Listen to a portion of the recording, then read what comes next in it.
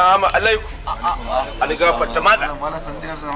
Kwana biyu. Alhamdulillah. Ai na taho nan na ga yara na ta wasa bakin ko gida. Allah ga ka san takurawa gare su. Shi za ka kura su dan saboda su yawan alhamdulillah. Gaskiya ne. Masha Allah. Dama wata ƴar tambaya ce nake so in kwana biyu ta dan shi. To masha Allah barka. Ka zo ko gidan da za ka. Gaskiya insha Allah. Dole ne. Insha Allah. Wai yanzu algafarta mana. Na'am. Yanzu daga nan gida Najeriya. Na'am. Ina iya bin Saudiya jam'i lahiya lau. Za ka iya bin Saudiya sallah. Amma zan tabbatar maka da abu sai idan sawon ya zo ko gidan ubanka. Dan Allah su yarda. Algafta. Na'am. Mallam. Ina da tambaya tun da nake so ya naga lazumin nan yayi. To gaskiya ne masha Allah. Abin yana shige min cikin kwalwa. To Allah ba mi kon ga muku. Wai misali Allah ga wata. Na'am. Ina saman falwaya. Eh. Sai ina iya bin jam'i daga can sama ku. Za ka yin sallah bisa falwaya. Amma nan tabbatar maka da abu kai ma. Sai idan hakoshin ka ya zo ƙasa.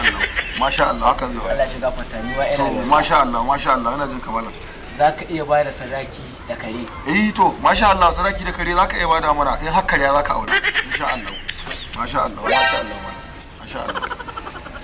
Masha Allah. To yanzu algafarta malam. Na'am. Abinda dai ni har yanzu dai nake so in dan ƙara tabbatarwa. To zan iya alwala da shayi. insha Allah ka yi alwala da shayi idan har za ka yi sallah kan biredi in Allah ya so yarda.